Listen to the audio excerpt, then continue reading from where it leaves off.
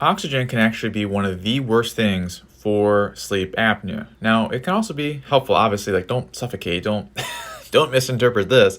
But what I want to talk about is when people use supplemental oxygen versus other forms of oxygen, such as a very popular and trendy one, hyperbaric oxygen, and why there's very different results.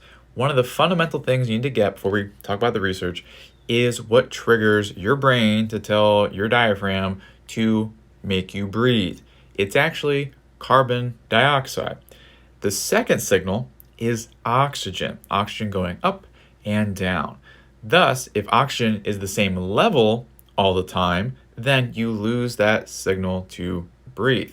So we'll talk about why that's important right now. So there's not a ton of research on actually using oxygen therapy. So here's one. It's a review of many different studies.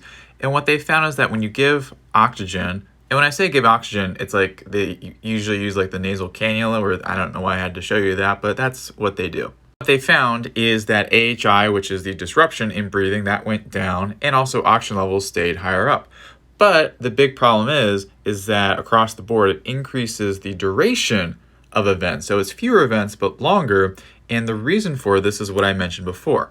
In my book, that's a bit of an issue because when you decrease your brain's natural ability to tell your body to breathe at night, kind of sketchy.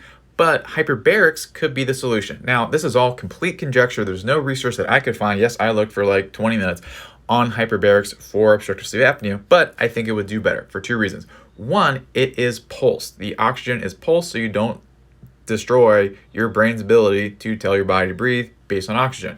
Number two, due to the higher pressure from hyperbarics, it's going to lead to just higher oxygen levels overall in ways that are more beneficial.